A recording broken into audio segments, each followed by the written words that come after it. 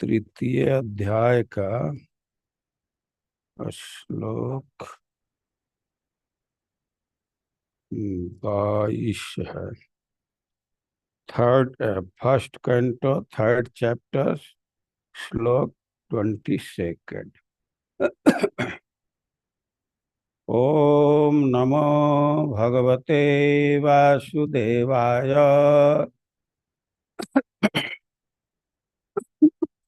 ओम नमो भगवते वासुदेवाय। ओम नमो भगवते वासुदेवाय।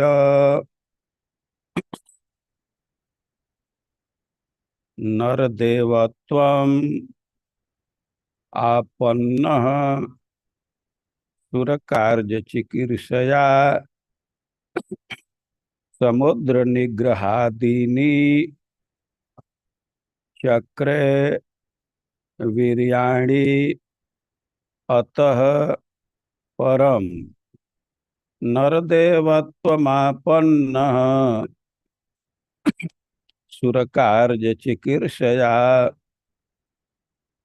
समुद्र निग्रहादीनि चक्रे वीर्याण्यतः परम। नरदेवत्वमापन्नः सुरकार्यचिकीर्षया समुद्र निग्रहादीनि चक्रे वीर्याण्यतः परम। नर मनुष्य देवत्व देवत्व आपन्न का स्वरूप ग्रहण करके सुर देवता कार्य कर्म चिकित्सा संपन्न करने के लिए समुद्र हिंद महासागर निग्रह आदिनि निग्रह इत्यादि चक्र किया वीर्याणि अति मानवीय पराक्रम अतः परम तत्पश्चात। अनुवाद और तात्पर्य श्रील प्रभुपाद के द्वारा। 18वें अवतार में भगवान राजा राम के रूप में प्रकट हुए।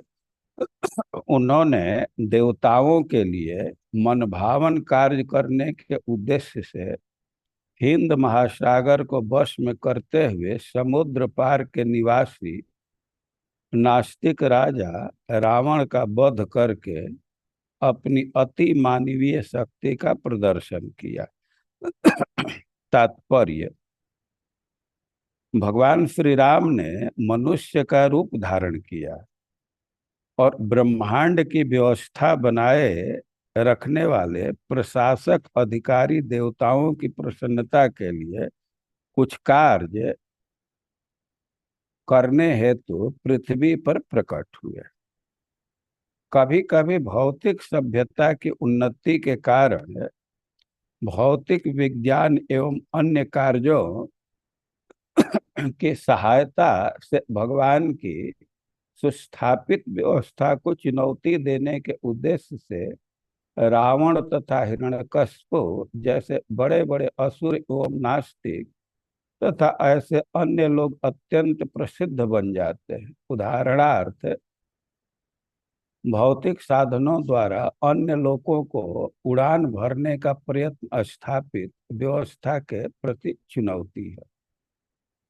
प्रत्येक लोक की परिस्थितियां भिन्न होती है और भगवान के आचार्य संहिता के अनुसार उनमें विशेष हेतु के लिए विभिन्न वर्ग के लोग निवास करते हैं।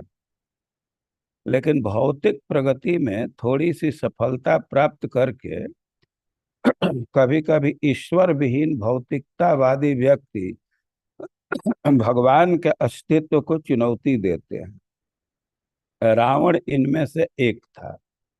वह सामान्य लोगों को उनमें योग्यता न होते हुए भी भौतिक साधनों के द्वारा इंद्रलोक स्वर्ग को भेजना चाहता था।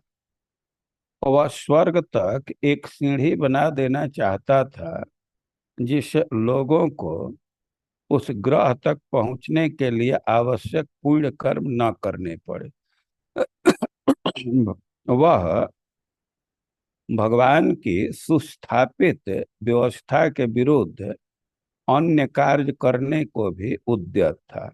यहाँ तक कि उसने भगवान श्री राम की सत्ता को चुनौती देकर उनकी पत्नी सीता का अपहरण कर लिया। निसंदेह देवताओं की विनती तथा इच्छा के फलस्वरूप भगवान राम इन नास्तिक को दंड देने के लिए ही आए थे। फलस्वरूप उन्होंने रावण की चुनौती स्वीकार की और यह संपूर्ण लीला रामायण की विषय वस्तु है। क्योंकि रामचंद्र जी भगवान थे, अतः उन्होंने ऐसे अति मानवीय कार्य किए जिन्हें भौतिक दृष्टि से समुन्नत रावण समेत कोई भी मनुष्य नहीं कर सकता था। उन्होंने हिंद महासागर के आर पार जल में तैरने वाले पत्थरों का राजमार्ग तैयार किया।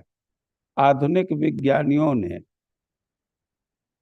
भारहीनता के क्षेत्र में खोजें की हैं, किंतु वे कहीं भी या सर्वत्र ऐसी भारहीनता उत्पन्न नहीं कर सकते, क्योंकि भारहीनता की सृष्टि भगवान द्वारा की गई है, जिसे वे बड़े बड़े ग्रहों को वायु में उड़ाते तथा तैराते हैं। अतः उन्होंने इसी पृथ्वी पर भारहीन पत्थर तैयार करके समुद्र पर पत्थर का ऐसा पुल सेतु बना दिया जो स्तंभों जो बिना स्तंभों के टिक गया।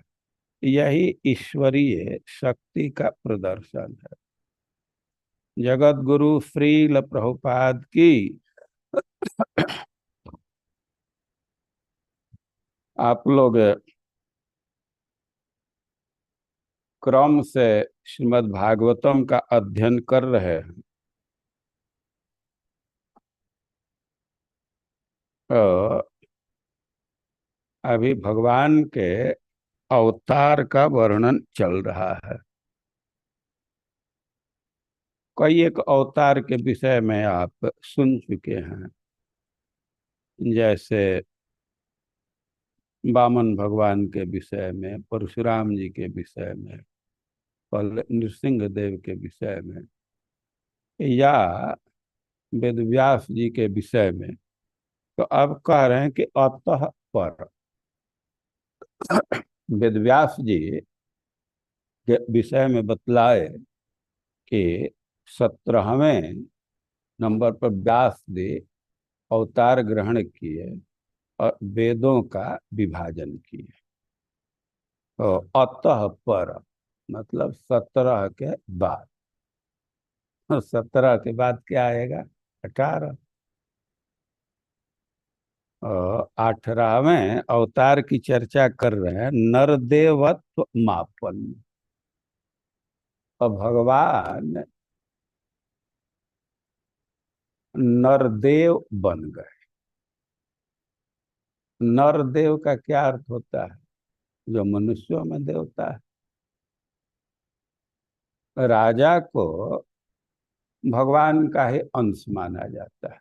राजा यद्यपि मनुष्य है, लेकिन भगवान का अंश होने से वो पूज्य हो जाता है। जो मनुष्यों में पूज्य है उसको नरदेव कहें। और राजा को या ब्राह्मण को भी भूधर कहा जाता है, यानी भू देव कहा जाता है। ब्राह्मण पृथ्वी के देवता। सामान्यतः देवता तो स्वर्ग में रहते हैं, लेकिन भूदेव मतलब पृथ्वी के देवता। और भगवान वो अपने धाम में रहते हैं, लेकिन कोई कोई स्थान है कि उसको भगवान के समान ही सम्मान करना होता है। जैसे राजा है, उसको देव माना गया, मनुष्यों में देवता है, क्योंकि उसमें विष्णु का अंश होता है। तो राजा को बहुत पूज्य माना जाता है, उसका सम्मान करना होता है। तो कह रहे हैं कि नर देवत्व मापन्न। और भगवान नरदेव का स्वरूप स्वीकार किए। वे नरदेव का रूप क्यों स्वीकार किए, प्रश्न होगा। तो कह रहे सुर कार्य चिकित्सया, देवताओं का कार्य करना चाहते। वे देवताओं का क्या कार्य था? और देखिए, भगवान ने एक व्यवस्था दी है। भगवान ने इस संसार की सृष्टि की है, और सृष्टि चलाने के लिए विभिन्न देवताओं को नियुक्त कर दिया। देवता लोग सब मेंटेनेंस का कार्य करते हैं। मंदिर में एक मेंटेनेंस विभाग है। बिजली पानी ये सब देखना होता है, कि मेंटेनेंस में मुख्य चीज यही है। और भी कहिए कि बिजली पानी भाई ठीक रहे। तो वैसे ही भगवान ने एक व्यवस्था स्थापित कर दी है। देवता लोग इंचार्ज है, कोई वर्षा का हेड है, कोई प्रकाश का हेड है। वो जिम्मेवारी से अपने कार्य करते हैं। लेकिन कठिनाई यह है कि कोई कोई मनुष्य है या राक्षस है, या मनुष्य जो राक्षसी चेतना के हैं, तो भगवान की शक्ति से थोड़े अपने क्षेत्र में सफलता पा जाते हैं। तो वे अब देवताओं के क्षेत्र में कठिनाई उत्पन्न करने लगते हैं। तो भगवान सबकी सीमा बनाए हैं, सबको अपने सीमा में रहना चाहिए। लेकिन मनुष्यों की चेतना दूषित है। थोड़ा सा सफलता मिलने पर वे राक्षसी चेतना में आ जाते हैं। भगवान पृथ्वी दिए हैं, तुमको यहाँ रहो। चंद्र लोक वरुण लोक तो किसी दूसरे के लिए है।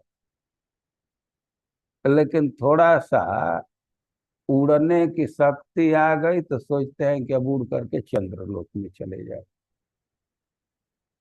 चंद्र लोक तुम्हारे लिए नहीं लौटना है।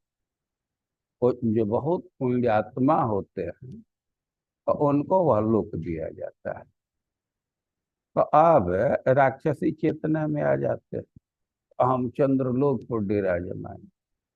केवल चेतना दूषित कर रहे हैं, सफलता मिलेगी नहीं।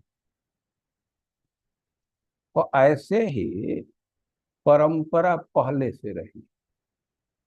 रावण हुआ, हिरण्यकश्यप हुआ, ये लोग जो सुस्थापित व्यवस्था है उसको बिगाड़ने की चेतना में।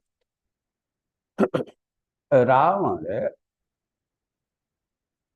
दो तरह से स्थापित व्यवस्था का विरोध कर रहा था। पहली बात तो यह है कि वह दूसरे का जो स्थान है इस मर्त जगत में, उस पर भी कब्जा कर देता था। दूसरे का जो संसाधन है और उस पर कब्जा कर लेता था। यहाँ तक ही नहीं, दूसरे के पत्नी पर भी कब्जा कर लेता था। बहुत दुष्ट व्यक्ति था, और शक्ति उसकी बहुत अधिक। अब शक्ति का अनुमान कर सकते हैं कि जब वो चलता था क्रोध में तो पृथ्वी डग डग डग डग डोलने लगती थी। उसके शक्ति का अनुमान कर सकते हैं कि खेल खेल में कैलाश को उठा, कैलाश पर्वत जो शिव जी का निवास है उसको उखाड़ लिया। उसके मन में इच्छा होने लगी कि थोड़ा देखें इसमें कितना वजन। उसको तौलने का उसको कौतुक हो गया।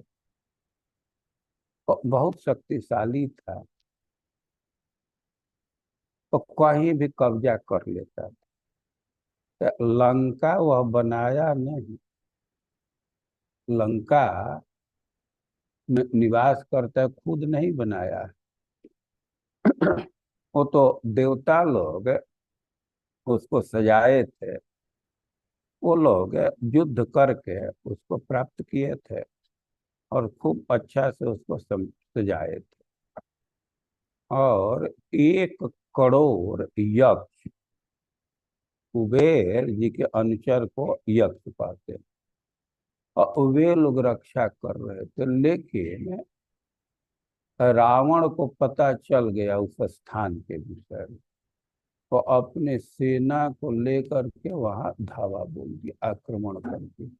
वे द्वीप को घेर लिया। घेरा, सेना को देख करके और जो यक्ष थे वो भाग गए जान बचाने के लिए, और उस पर कब्जा कर लिया। पूरा द्वीप पर कब्जा करके और उसको अपने परिवार वालों को, अपने सेना वालों को अलॉट कर दिया।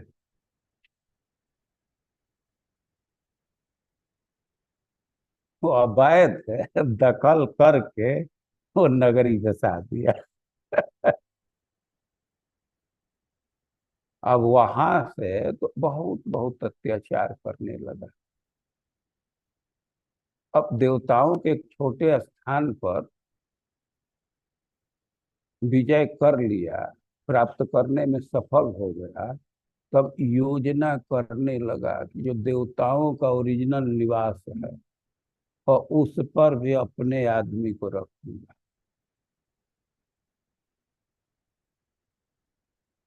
अब ब्रह्मा जी की व्यवस्था है, भगवान की व्यवस्था है कि जो अतिशय पुण्यात्मा व्यक्ति है तो वे स्वर्ग में जाते हैं, और जो वंचक हैं, हिंसक हैं, और वे स्वर्ग में नहीं जा सकते। तृतीय स्कंध में वर्णन आया है ना, जब बलि महाराज स्वर्ग पर आक्रमण किए तो स्वर्ग का वर्णन किया गया है। तो ए भी हीना ब्रजंती, 3 चीज का उल्लेख है। और जो बहुत सठा, भूत द्रुहा, ऐसे जो सठ है, प्राणियों के से द्रोह करने वाले निर्दयी या वंचक है, डबल करो डालूंगे। वे इतनी स्टोरी नहीं पड़ती है यार। हक है, तो वे स्वर्ग में नहीं जा सकते। और ये भी हीना ब्रजंती, जो इन दोषों से रहित होते हैं तो वही स्वर्ग में जा सकते हैं। स्वर्ग में यज्ञ करने वाले जाते हैं, दान देने वाले जाते हैं, सत्य बोलने वाले जाते हैं। और जो यहाँ समाज को सुविधा देते हैं, बगीचा बनाते हैं, अन्न क्षेत्र चलाते हैं, जलाशय की व्यवस्था करते हैं, तो वे स्वर्ग में जाते हैं। ये बहुत पवित्र कार्य, जलाशय कोई बना दिया है, बगीचा बना दिया है, तो अनेक प्राणियों को सुविधा होती है। कोई वृक्ष से कितना लाभ है, और तो गर्मी में वृंदावन का परिक्रमा कीजिए तब अनुभव करें। बीच बीच में वृक्ष आ जाते हैं तो व्यक्ति कर पाता है, नहीं तो पैर में फोड़ा उठ जाए। और केवल मनुष्य को ही सुविधा नहीं है, अनेक पशु वहां जाकर के बैठ जाते हैं, अनेक पक्षी वृक्ष पर विश्राम करते हैं, फल खाते हैं, नजदीक में जलाशय है तो जल पान करते हैं। तो पुण्य का जो कार्य करते हैं, जो अतिशय धार्मिक व्यक्ति है, तो उनके लिए स्वर्ग का स्थान बनाया गया। लेकिन रावण की चेतना थे कि ना, जबरदस्ती उधर भेज देना। और उसकी योजना थी कि एक सीढ़ी बनवा दूंगा।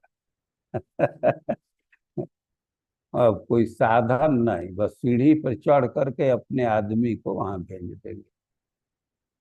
और अपने आदमी के भेजले मतलब मांस खाने वाले का। तो बहुत भारी कठिनाई है ना। हम लोग यात्रा करते हैं तो देखते हैं कि फ्लाइट में किसी को शराब पीना है तो हट जाता है, वे साधुओं को डिस्टर्ब ना हो, वो पीछे जा करके कहीं खाता है। या कुछ भोजन भी दूषित करना है तो थोड़ा दब करके करता है। अब साधुओं का समाज है, धार्मिक व्यक्ति है, वहीं कोई मांस खाने लगे और बहुत खराब लगेगा नहीं। और ये राक्षसों का स्वभाव है, तो पका करके नहीं और सीधे, जैसे आप लोग ककड़ी खीरा खाते हैं वैसे पकड़ करके खाने लगते हैं। और रावण की योजना थी कि जो प्रोसेस स्थापित है उसको तो फॉलो नहीं करना, उससे होगा भी नहीं है। उस योजना कर रहा था कि हम सीढ़ी बना देंगे और जिसको चाहेंगे वहां भेज देंगे। तो यह देवताओं को दुख देना था, अनेक तरह से दुख दे रहा था। अपने लोगों को भेजा कि देखो, देवता लोग तो हमारे सामने आ नहीं सकते, सामने आते तो ऐंठ करके मार करके खत्म कर देंगे। लेकिन वो सामने तो आए नहीं, उनके पास सुविधा है कि रूप बदल देंगे, छिप जाए। तो तुम लोग एक काम करो कि देवताओं को कमजोर कर दो। वे कैसे कमजोर होंगे? वो यज्ञ बंद करा दो, कहीं यज्ञ मत होने दो। अब यज्ञ नहीं होगा तो उनको भोजन ही नहीं मिलेगा। वो जो यज्ञ संपादित करने वाले हैं ब्राह्मण, उनको नष्ट कर दो। और जो यज्ञ के सामग्री सुलभ कराने वाले, उनको नष्ट कर दो। ऐसे वृक्ष है तो वे यज्ञ के लिए सामग्री सुलभ कराते हैं, फल मिलता है, लकड़ी मिलती है। और पशु स्पेशली गाय, तो उनसे यज्ञ की सामग्री की प्राप्ति होती है। या जो कृषक हैं वे यज्ञ की सामग्री सुलभ कराते हैं। जो अपने अनुचरों को आदेश दे दिया था कि यज्ञ कहीं न हो पाए, कोई यज्ञ कर रहा है उसको खत्म कर दो। और सबसे अच्छा तो होगा कि यज्ञ के जो संसाधन है उसी को नष्ट कर दो। तो जहां जहां ब्राह्मणों की बस्ती थी, जहां जहां गाय पालने वालों की बस्ती थी, वो लोग आदेश दे दिया था कि आग लगा करके खत्म कर दो, एक भी वहां न बचे। तो देवता लोग बहुत त्रस्त थे, वे भगवान से प्रार्थना किए कि हमारी सुरक्षा प्रदान कीजिए। तो सुरक कार्य चिकित्सा, देवता लोग ठीक से अपनी व्यवस्था को देख सके, निश्चिंत जीवन बिता सके, और इसके लिए भगवान अवतार ग्रहण किए। और उद्देश्य था देवताओं को निश्चिंत करना, उनके संकट को दूर करना। लेकिन अब उसके लिए कुछ और कार्य करना पड़ा। रावण अत्याचार कर रहा था तो रावण को मारना था, रावण का वध करना था। अब रावण के वध करने के लिए भगवान को लंका जाना था। लेकिन बीच में भारी समुद्र, तो भगवान धर्म के मूर्ति, और भगवान राम के विषय में कहा गया धर्मस्य रामो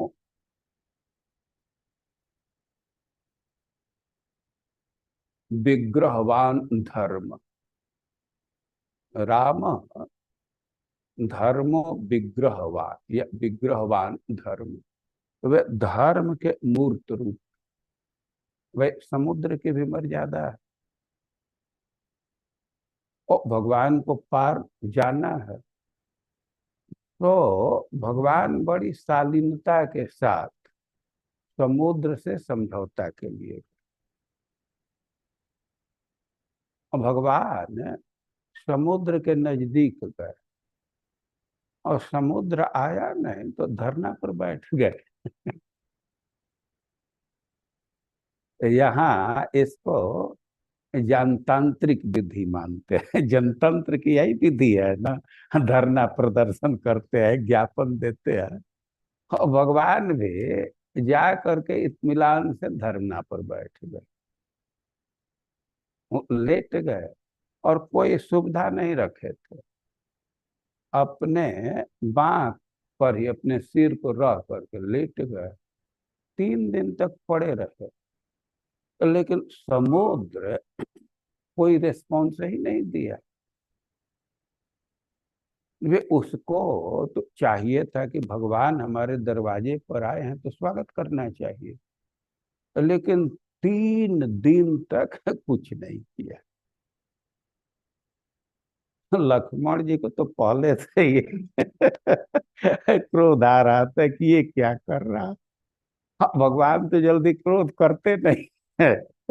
लेकिन 3 दिन तक वो आया ही नहीं तो भगवान लक्ष्मण जी से ही कहे कि लक्ष्मण थोड़ा धनुष लाओ और बाण भी लाओ। तो लक्ष्मण जी को अब देर का तुरंत धनुष बाण ला दिए। और भगवान एक बाण मारे, पानी गर्म हो गया। अब पानी गर्म हो गया तो अब जो समुद्र के जो प्राणी हैं उनको कष्ट होने लगा। पानी गर्म होने से मछली, मंगर, घड़ियाल ये सब ऊपर आने लगे।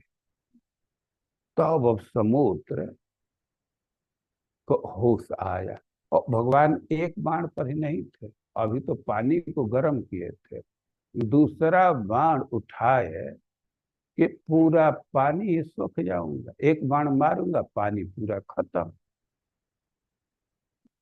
तब समुद्र भगवान के शरण में आया और बहुत सारा गिफ्ट लेकर के आया और भगवान के चरण में गिर गया।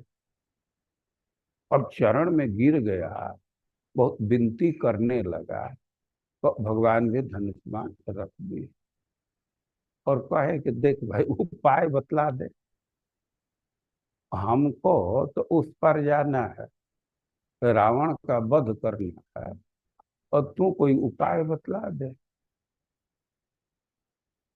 अब भगवान भी हिचक रहे थे, सोख तो जाएंगे, पानी को सुखा देना भगवान के लिए कठिन काम नहीं, लेकिन जो प्राणी है उनको तो कष्ट होगा ना। तो भगवान कहे कि देख उपाय बतला।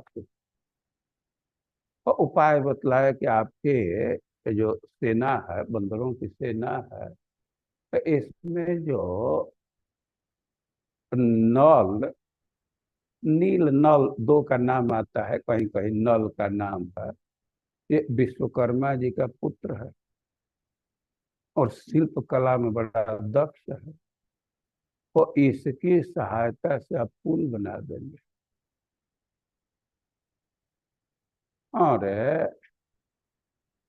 समुद्र कहा कि हम पुल को धारण कर लेंगे, पत्थर को धारण कर लेंगे, आप पार हो जाइए।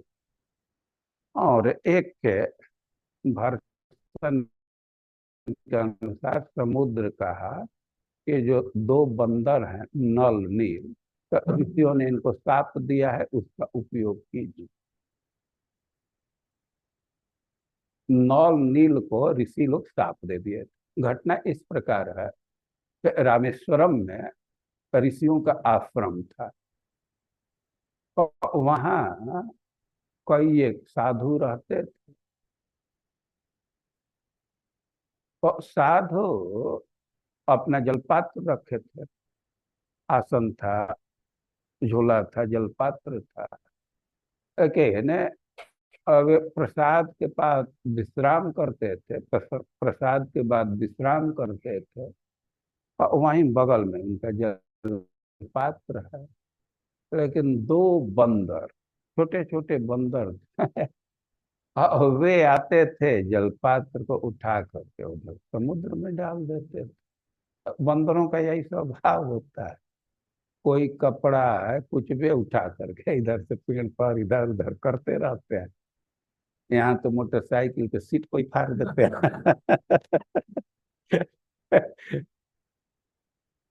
और साधु लोग जब जगते थे विश्राम के बाद, तो उनको शौच जाना है तो कमंडल ही नहीं दिख रहा। किधर कमंडल देखते देखते गए तो समुद्र में वो दिख रहा है। और वृद्ध साधु थे। अब समुद्र में निकालने के लिए डूबना न कठिन काम, तो कुछ लड़कों को बोले कि थोड़ा बेटा वो कमंडल निकाल दे।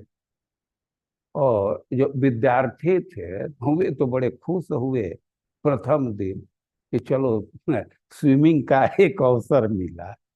और कमंडल निकालने के बहाने खूब अब तैरने लगे, विहार करने लगे, निकाल दिए कमंडल। और एक दिन काम चल गया, 2 दिन चल गया। लेकिन अब बाद में लड़के भी कतराने लगे कि हम रोज रोज थोड़े निकालेंगे। 2-4 दिन निकाल दिए, हो गया, अब आप लोग अपना देखिए। अब साधुओं को बड़ा क्रोध था। वे प्रैक्टिकल कठिनाई है। उनका बर्तन रोज के रोज वो डाल दे रहे थे। तो वे साप दे दिए, ये बंदर जिस चीज को छू देंगे तो वह पानी में डूबेगा ही नहीं। क्रोध में साप दिए। लेकिन एक सिद्धांत समझना चाहिए कि जो बड़े व्यक्ति हैं वो प्राय प्राय वे काम क्रोध से रहित होते हैं। तो जो उन्नत संत हैं, महत पुरुष हैं, तो काम क्रोध से रहित हैं। लेकिन कदाचित उनके जीवन में काम क्रोध दिखाई दे रहा, तो उसका दूरगामी परिणाम बहुत मंगलकारी होता है। कि जैसे पराशर जी में काम उदित हो गया और मलाह की लड़की का संग किए, और उसका परिणाम क्या हुआ कि वेदव्यास जी आए। तो संसार को बहुत भारी लाभ मिला। ये जो रामेश्वरम के ऋषि के क्रोध में ही साथ दिए, लेकिन लॉन्ग टर्म रिजल्ट क्या हुआ कि उसी से समुद्र पर पुल बांधने में सुविधा हो गई। तो समुद्र बतलाया कि ये जो चीज छू देंगे तो वो पानी में डूबेगा ना। इसी का उपयोग कीजिए, हमारी भी व्यवस्था ठीक रहेगी, आपका भी काम हो जाएगा। भगवान उस बात को स्वीकार कर ली। और बंदर लोग बड़े उत्साह के साथ पुल बनाना प्रारंभ किए। और ऐसा वाल्मीकि रामायण में लिखा गया है कि एक दिन में ही 14 योजन पुल तैयार कर दी। काफी लोग थे, बहुत संख्या थी बंदरों की। वो 14 योजन, 14 योजन, और समझिए एक योजन में 4 कोस। 4 कोस का मतलब हुआ 8 माइल या 12 किलोमीटर। तो प्रथम दिन में 14 योजन। पहले तो सब साइट तैयार करने में कुछ टाइम लगा, साइट तैयार हो गया तो दूसरे दिन 20 योजन, तीसरे दिन 21 योजन, नहीं 22, 21 और फिर 22 फिर 23, मतलब टोटल 5 दिन में 100 योजन लंबा पुल तैयार करो। एक भी पिलर नहीं। 100 योजन मतलब 400 कोस, मतलब 800 माइल या 1200 किलोमीटर के लगभग। तो भगवान का यह साइड बिजनेस है। अब मुख्य काम था रावण का वध करना, उससे भी महत्वपूर्ण काम था मनुष्यों को शिक्षा देना। लेकिन अब साइड बिजनेस, रावण को मारना था तो रास्ता तैयार करने के लिए वो समुद्र पर पुल बांध दिए। तो यह भगवान का पराक्रम होता है। तो इस श्लोक में यही कह रहे हैं कि समुद्र निग्रहादिनी चक्रिय बिरजाणी, भगवान समुद्र का निग्रह किए। समुद्र बहुत बड़ा है। आप समुद्र के नजदीक खड़ा होकर के उसका अवलोकन करें तो ओर छोर नहीं देख सकते। उसको देखने के लिए कि कितना लंबा चौड़ा है, हेलीकॉप्टर का सहायता तो जरूर लेना पड़ेगा। बिना हेलीकॉप्टर का तो नहीं देख सकते ना।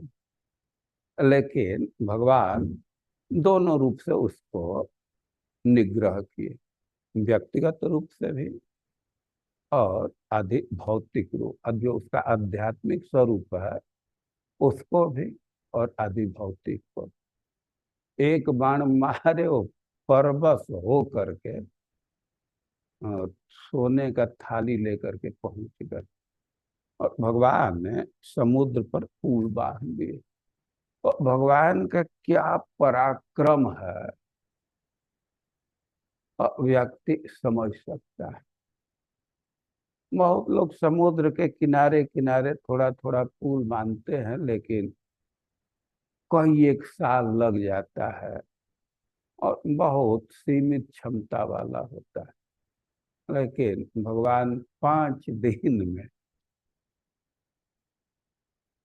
समुद्र पर पुल बांध दिए और एक भी पिलर का उपयोग नहीं हुआ। श्रील प्रभुपाद जी लिख रहे हैं कि भारहीनता की बात तो करते हैं वैज्ञानिक लोग, कि वो मानते हैं कि कोई कोई जगह है कि वहाँ गुरुत्वाकर्षण नहीं है, तो वहां तो भार नहीं होगा। फिजिक्स के अनुसार तो गुरुत्वाकर्षण के अनुसार ही भार है ना। लेकिन सब जगह तो भारहीनता उत्पन्न नहीं कर सकते ना। कोई कोई जगह है भगवान की सृष्टि में, भगवान ऐसा बनाए है कि वह भारहीनता देखा जाता है। भगवान की सृष्टि है ना, तो भगवान की क्षमता है कि भारहीनता की स्थिति बना सकते हैं, और प्रकट समुद्र पर बना दिए। वो पत्थर भारहीन हो गया, पानी पर तैरने लगा। तो यह भगवान की क्षमता है दूसरों को शिक्षा देने के लिए। उसी क्रम में अपना पराक्रम भी दिखा दिया। रावण का वध करना अपने आप में एक पराक्रम है, लेकिन गौड़ रूप से साइड बिजनेस के रूप में समुद्र पर पुल बांध दी। तो इसी का मुख्य रूप से यहाँ उल्लेख किया गया। भगवान राम के विषय में बहुत बहुत बातें हैं, लेकिन इस श्लोक में कह रहे हैं सुर कार्य चिकीर्षया, तो देवताओं के कार्य के लिए अवतार लिए और समुद्र का निग्रह किए। हरे कृष्णा।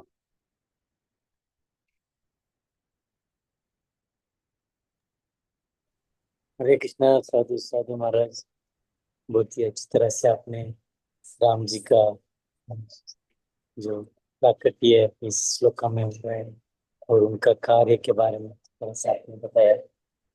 तो आज का इसी संबंध में कथा के जो महाराज ने बताया उसके संबंध में किसी को प्रश्न है तो आप माइक ऑन करके या चैट बॉक्स में ये बता सकते हैं। हरे कृष्णा महाराज, दंडवत हरे प्रणाम। जय महाराज बहुत ही सुंदर और बहुत ही मधुर कथा, बहुत अच्छा लगा महाराज। जो जिस तरह से आपने भगवान राम के बारे में पूरा इतना सुंदर गुणगान किया। तो महाराज एक सवाल जो भौतिक बुद्धि से आता है, तो मुझे क्षमा करिएगा कि अगर सवाल थोड़ा ठीक नहीं है, लेकिन मेरी भौतिक बुद्धि में आया तो इसलिए मैं सवाल ये पूछ रहा हूँ। तो जैसे आपने बताया कि जो पुल की जो लेंथ थी वो 100 योजन थी। तो जैसे हम भौतिक बुद्धि से देखें महाराज, तो जैसे इंडिया, भारत और लंका के बीच में जो दूरी है वो शायद 100 योजन से कम होगी। तो इसको कैसे हम समझें महाराज? तो अब वो तुम भौतिक बुद्धि से पूछ रहा है, तो भौतिक बुद्धि से इसको क्यों नहीं समझ जा रहा है? देखिए, समुद्र का हमें तो अनुभव नहीं है, लेकिन नदी का अनुभव तो प्रकट किए हैं कि वो साइज घटता बढ़ता रहता है। नदी का जो चौड़ाई है, कभी कभी बढ़ जाता है, कभी कभी कम हो जाता है। और अब यदि दूरी कम है, अब उस समय की क्या स्थिति थी, तो वो डाटा है तेरे पास? वो भी प्रस्तुत कर, तब ना। अभी हो सकता है कुछ परिवर्तन हो गया हो, और नहीं तो जो पुल बांधना होता है तो थोड़ा और पहले से भी बांधते हैं ना, छोटा छोटा नाला या कुछ होता है, और उसको भी ध्यान में रख करके रोड बनाते हैं या पुल बनाते हैं। और हम तो देखे ही नहीं हैं कितना चौड़ा है। हमें कुछ लंका और भारत का कितना डिस्टेंस है हमको नहीं आइडिया है। आप अपने बुद्धि से ही उसको समीकरण बैठा लीजिए। इतना सत्य है कि जो वाल्मीकि रामायण में बात लिखी गई है तो गलत नहीं है। और गणित का भी एक अपना स्टाइल है। 20-25 बोल देते हैं। अब 20 के बाद दूसरी संख्या नहीं है, 25 ही आती है, या 100 या 200। अब 100 के बाद क्या दूसरी संख्या नहीं है? मान लीजिए कि 50 योजन पार किया, अब तो 100 पर ही पहुंचेगा ना।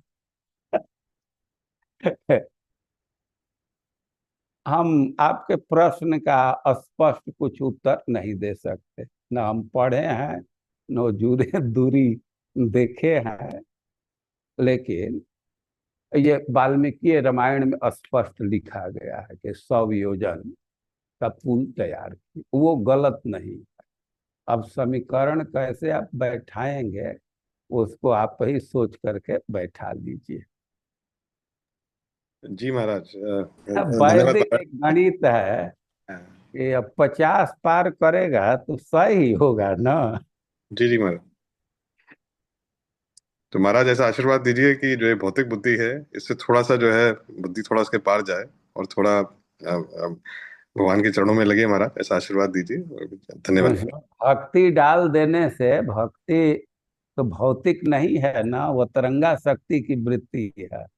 तो भक्ति के प्रभाव से धीरे धीरे वो जो भौतिक चीज है वो अभी आध्यात्मिक होने लगता है। जैसे लोहा आग नहीं है ना, लेकिन आग का संपर्क कराया जाए तो लोहा में भी आग का गुण आने लगता है। और भक्ति करने से धीरे धीरे हमारी जड़ बुद्धि भी चेतन रूप होने लगती है। भौतिक बुद्धि भी आध्यात्मिक अंश को ग्रहण करने लगती है। और सब कोई भी समस्या है, समाधान एक ही है, अच्छा से भक्ति करना चाहिए और सब स्वतः हो जाएगा। ठीक है, आपको वहाँ का जगह का आइडिया है, उसके आधार पर प्रश्न किए। अच्छा प्रश्न है। जी महाराज, धन्यवाद महाराज। और मुझे क्षमा करिएगा, इस तरह का तो मेरे जो बुद्धि में मेरा आया, लेकिन बुद्धि मेरी भौतिक ही है महाराज। ना ना, उसमें आप निश्चिंत रहना, फांसी तो एकदम नहीं होगा। हरे कृष्ण महाराज। हरे कृष्ण महाराज। कोटि हाँ। कोटि महाराज, आपने बहुत बहुत धन्यवाद आपके प्रवचन के लिए, मर्यादा पुरुषोत्तम राम के गुणगान के लिए। महाराज, आपने बोला कि जैसे नल नील को जो श्राप दिया गया था तो वो दिव्य हो गया, क्योंकि वो भगवान की सेवा में वही श्राप जो है जो दिव्य हो गया, जैसा आपने बताया। और हम भागवतम में भी पढ़ते हैं कि नारद जी का श्राप मिला था नलकुमेर वड़िग्रीव को, तो वो भी श्राप दिव्य हो गया। लेकिन हमारे जीवन में प्रैक्टिकली अगर कोई हम लोग को कुछ बुरा बुला कहता है, कोई जैसे श्राप, श्राप तो नहीं कहेंगे, लेकिन अगर कोई बुरा कहता है तो वो क्या, अगर हम उसको भगवान की सेवा में किसी तरह से लगा सकें तो वो भी क्या दिव्य हो जाएगा, कि इसको कैसे समझे महाराज? जैसे ठीक है, तो मैं क्या कहा, तो उसको पहले ठीक से समझ करना होगा ना। मैं कहा कि जो अति उन्नत व्यक्ति है, जो बहुत ही बड़े व्यक्ति है, महापुरुष है, और वे किसी को शाप देते हैं, उनके जीवन में काम क्रोध देखा जाता है, तो उसका परिणाम भी अच्छा होता है। दीर्घ काल में उसका परिणाम बहुत उपयोगी सिद्ध होता है, यह मैं सिद्धांत दी। अब जिसको श्राप दिया जा रहा है, और उसको तो भगवान की कृपा मान करके सह जाना चाहिए, इसी से फायदा हो जाएगा। वो श्राप को केवल सह जाएगा कि यही भगवान की इच्छा है, उसको वैकुंठ का वास मिल जाए,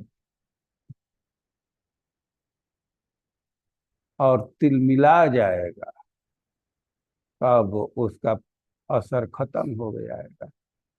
तत्तेनुकंपाम सुसमीक्षमाण भुंजान एवात्म कृतम विपाकम। देखिए, कोई अप्रिय चीज है तो कैसे उसको आप भुना रहे हैं, क्या उसके साथ व्यवहार कर रहे हैं, और इस पर रिजल्ट निर्भर करता है। ध्रुव को समझाते हुए नारद जी कहे हैं कि यद यद दैव विहितम तेना सुख दुखयो आत्मानम तोषयन देहि तमसः पार मृच्छति।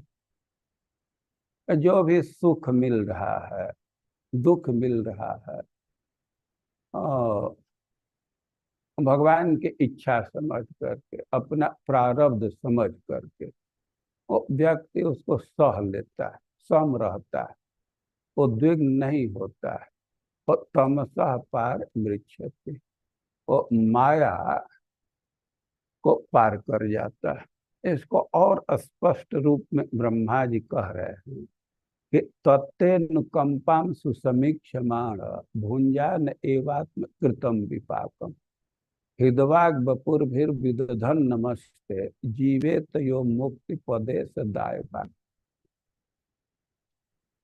इसकी व्याख्या अलग अलग ढंग से मैं तीन चीज का उल्लेख कर रहे हैं कि भगवान की कृपा का अवलोकन कर रहा है। कोई भी घटना हो रही, चाहे सुखद हो दुखद हो, उसमें भगवान की कृपा देख रहा है, तो उससे वो भगवान का धाम प्राप्त कर जाएगा।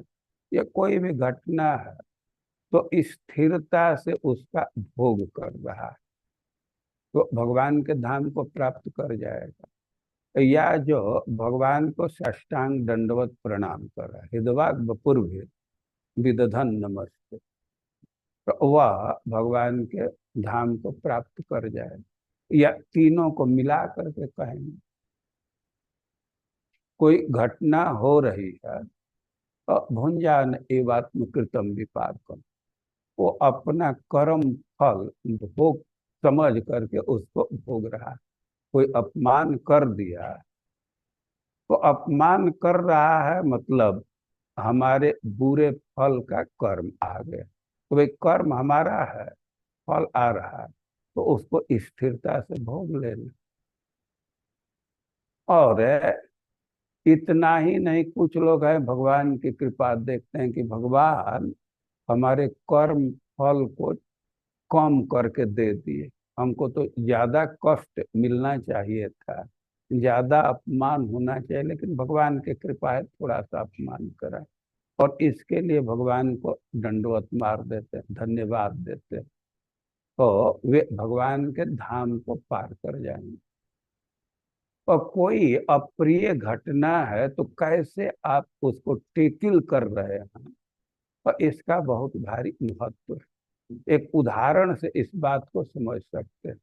मान लीजिए कि आपको कोई चेक दिया टाइम पर, और उसको डस्टबिन में आप डाल दिए, उसे तो कोई लाभ नहीं हुआ, लेकिन उसको ले जा करके बैंक के बक्सा में डाल दिए तो अकाउंट में पैसा आ जाएगा, उससे क्या क्या सुविधा आप ले सकते हैं। तो उसी तरह कोई अपमान है, और भगवान की कृपा समझ करके, अपने कर्म फल को समझ करके व्यक्ति भोगा तो उससे भगवान का धाम मिल जाएगा। अब अपमान हो गया तो उसको लौटा तो नहीं सकते, खत्म तो नहीं कर सकते, अधिक से दूसरे का अपमान कर सकते, तो उससे अब कोई लाभ नहीं हो। आपका तो जो अपमान हुआ या दुख आया तो उसको सहना ही पड़ेगा,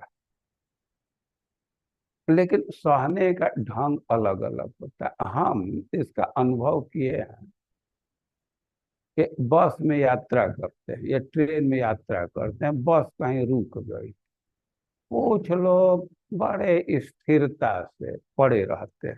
भाई, वो ड्राइवर का काम है, चलाएगा। और कुछ लोग मर गया क्या, साला सो गया, मर गया, क्या कर रहा है। तो चाहे उद्विग्न हो या स्थिरता से रहे, अब वो टाइम में कोई फर्क पड़ने वाला नहीं है। झूठे का दिमाग खराब कर रहे हैं। ऐसा नहीं है ना कि जो उद्विग्न होता है तो अब जल्दी पहुंच जाएगा।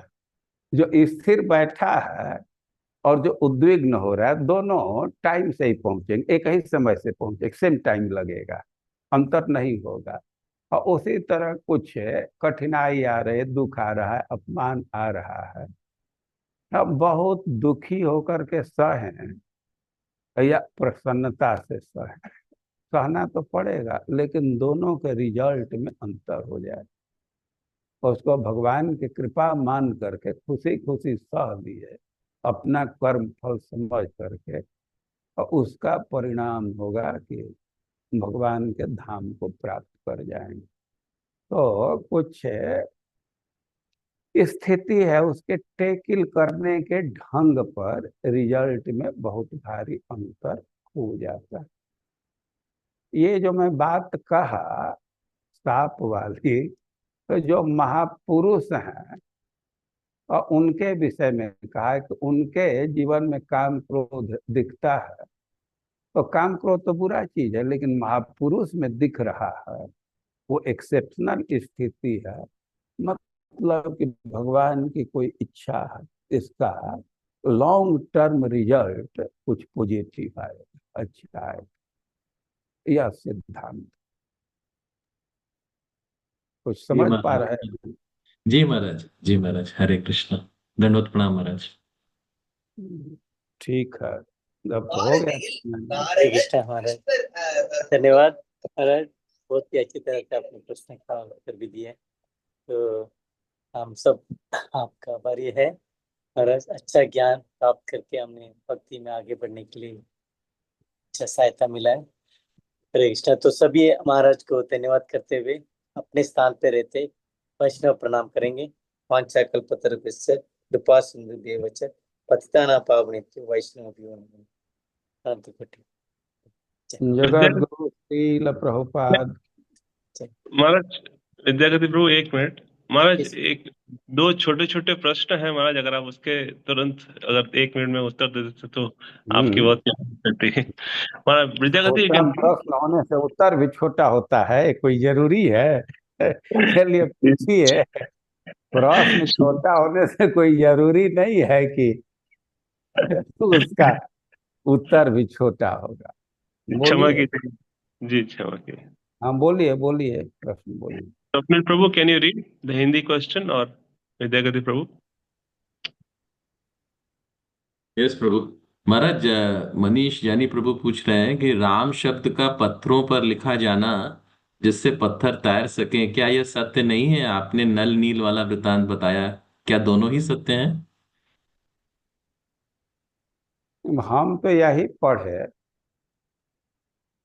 कि स्पर्श करने से वो तैरने लगता है।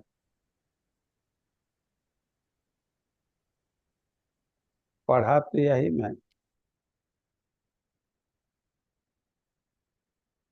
जी वो प्रभु जी, तो नेक्स्ट क्वेश्चन प्रभु जी, इन हिंदी। अब उस विषय में हमको कुछ जानकारी नहीं है। हम वो नहीं कह रहे हैं कि इनवैलिड सिद्धांत है या वैलिड है। हम तो उस विषय में नहीं कुछ बोले, उसको दूसरे जगह से जान लेना चाहिए। दूसरा ठीक है। जी महाराज। महाराज, दूसरा प्रश्न है ब्रजलीलानाथ प्रभु का। वो कह रहे हैं कि ऐसा हमने देखा है कि भगवान के तो ना कोई शत्रु है ना कोई मित्र है, लेकिन भगवान अपने पार्षदों को ही बड़ा शत्रु के रूप में प्रस्तुत करते हैं। तो ऐसा है क्या कि कोई भगवान का कोई शत्रु भी है? मतलब ना ना, भगवान का कोई शत्रु नहीं है। भगवान का मित्र और शत्रु नहीं है। भगवान को तो सब प्रिय है। लेकिन अब भगवान की स्थिति तो वे लोग समझेंगे जिनको अनेक पुत्र पुत्री हैं। अभी तो एक पुत्र वाले अधिकांश लोग हो रहे हैं।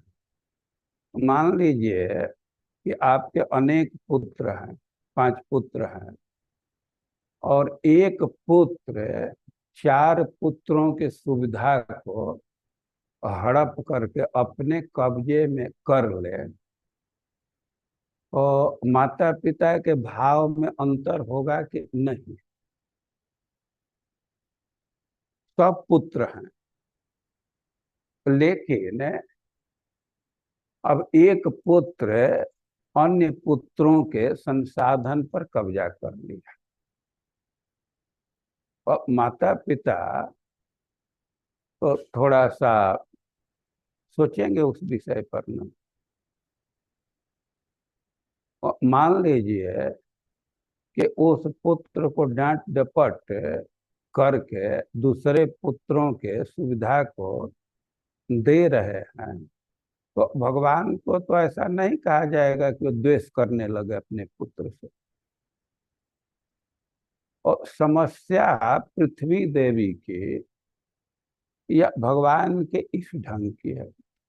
पृथ्वी देवी के सब पुत्र हैं, लेकिन अब जरासंध इत्यादि दूसरे के संसाधन को कब्जा कर ली और पृथ्वी दुखी हो गई। अब भगवान देख रहे हैं कि व्यवस्था बनाई गई है कि देवता लोग मेंटेनेंस ठीक से करें, तो जो मेंटेनेंस करने वाले उनके घर पर ही कोई कब्जा करने लगे, उनके ऑफिस पर ही कब्जा करने लगे, तो भगवान को कुछ करना पड़ेगा नहीं। और इसलिए भगवान देवताओं का पक्ष लेते हैं कि सप्तम स्कंध में ये प्रश्न उठाया गया है कि भगवान के लिए तो कोई शत्रु मित्र है नहीं। वो पक्षपात कैसे करते हैं? देखिए भाई, शत्रु मित्र नहीं है, लेकिन व्यवस्था के लिए जो आवश्यक होता है वैसा व्यवहार करते हैं। जब सृष्टि का समय होता है, पालन का समय है, तो देवताओं की शक्ति को बढ़ा देते हैं, देवताओं के पक्ष में हो जाते हैं। और वही जब नाश करना है, सबको बर्बाद करना, तो राक्षसों की शक्ति को बढ़ा देंगे। और वे आवश्यकता के अनुसार कार्य करते हैं, नियंत्रण उस हिसाब से करते हैं। वे किसी के पक्षधर और द्वेषी नहीं, लेकिन स्वाभाविक रूप से ये भजंती तु माम भक्त्या। अब जो भक्ति करता है, भगवान की सेवा करता है, तो भगवान का स्नेह उधर जरूर प्रभावित होता है। और इस पर तो भेदभाव का आरोप नहीं किया जा सकता। और तुम भी सेवा करो ना, वही लाभ मिल जाएगा। विभीषण जी समझा रहे थे रावण को कि कुछ नहीं करना, केवल सीता को लौटा करके दंडवत प्रणाम कर। मंदोदरी समझा रही थी, और वह बहुत ढंग से समझा रही थी। और कह रही इस संसार में भी देखा जाता है कि सरेंडर का एक बल होता है। सेना वाले सरेंडर कर देते हैं तो हथियार नहीं चलाते हैं, दूसरा रोक लेता है। तो सरेंडर कर दो भगवान को, सब माफ कर देंगे, ये उनका स्वभाव है। लेकिन वो दुष्ट प्रकृति का था, वो सुना नहीं। तो भगवान के दृष्टि में भेदभाव नहीं, सब उनके संतान हैं। लेकिन भाई, कोई संतान दूसरे संतान को कष्ट देने लगेगा तो भगवान उसकी रक्षा के लिए नियंत्रण करते हैं। और रावण के केस में तो उसको मारना ही जरूरी था। ये 3 जन्म उसका बीतेगा तभी वो वापस आएगा। तो यहाँ तो कुछ स्पेशल केस भी है। सप्तम स्कंद के प्रारंभ में ये प्रश्न उठाया गया और दोनों दृष्टि से उत्तर दिया गया। भगवान के स्वभाव के भी समझाया गया है, और इसके बाद भाई स्पेशल कुछ केस हो गया, कुछ परिस्थिति आ गई, साप हो गया जय विजय का, तो उसके अनुसार भी भगवान को कुछ व्यवहार करना था। और बढ़िया से इसको सप्तम स्कंद के प्रारंभ में सवाल उठा करके इसका समाधान दिया गया, वहीं से पढ़ लेना चाहिए। हरे कृष्ण महाराज। महाराज, इसमें छोटी बात एक ये थी जो ब्रजलानाथ प्रभु ने पूछा कि भगवान के, जैसे आपने बताया, कोई शत्रु तो है नहीं, तो भगवान हाँ अपने ही पार्षदों को, हिरण्यकशिपु या रावण या कंस या जितने हैं, वो अपने ही पार्षदों को इतना बड़ा शत्रु बना के हम लोग को सिखाने के हाँ लिए ऐसा। हाँ, देखिए, एक प्रश्न उठाया गया है कि यहाँ लीला में तो देखा जाता है कि पूतना है, अघासुर है, क्या क्या है, तो वो हैं कौन? वे भगवान के पार्षद हैं कौन है? अब बहुत हमारा इस पर अध्ययन नहीं है, लेकिन एक सिद्धांत दिया गया है कि वे भी भगवान के पार्षद ही हैं। जैसे भगवान को युद्ध करने की इच्छा हुई, और जय विजय हिरण्याक्ष हिरण्यकश्यप के रूप में आ गए, युद्ध का सुख दिए। और एक सिद्धांत है, भगवान और दुनिया के लोगों को तारने की योजना से आते हैं। कुछ लोगों को तो डायरेक्ट तार देते हैं। और तमो नया तरिष्यन्ति इति भविष्य के लोग भी माया को पार करें और इसकी भी व्यवस्था बना करके जाते हैं। तो लीला करते हैं, तो लीला गान करके व्यक्ति पार हो जाएगा। लेकिन एक प्रश्न यह उठाया गया है कि जो पूतना इत्यादि हैं वो हैं कौन। तो एक उत्तर है कि वे भी भगवान के परिकर ही हैं। तो परिकर हैं, यहाँ तो वे विरोधी भाव में जाते हैं और ये प्रकट लीला नहीं चलता है तो वो क्या करते हैं, क्या नित्य धाम में भी विरोधी भाव में ही रहते हैं। तो इसका उत्तर दिया गया है कि ना, जैसे व्यक्ति स्टेपनी में टायर रखता है ना, एक टायर रख लेता है, तो वैसे नित्य लीला में ये एक्टिव नहीं है। वहां इनको फ्रीज में डाल दिया जाता है, चुपचाप पड़े रहते हैं। और भगवान जब इस मर्त्य जगत में आते हैं, लीला करते हैं, तो उनको लेकर के आते हैं, तब वो एक्टिव रहते हैं। एक जगह मैं इस बात को पढ़ा हूँ। अब हमारी बहुत गति इस सब विषय में नहीं है, बहुत जानकारी नहीं है। प्रश्न तो आप लोग कर रहे हैं, लेकिन उत्तर हमसे ज्यादा प्रश्न करने वाला ही अच्छा उत्तर दे देगा उसी से पूछ लेना चाहिए। हरे कृष्ण महाराज, धन्यवाद। हरे कृष्णा महाराज, बहुत ही फिर प्रश्न का उत्तर भी इससे चल रहा था, बहुत ही आनंद हुआ। और भी बहुत सारा प्रश्न है, लेकिन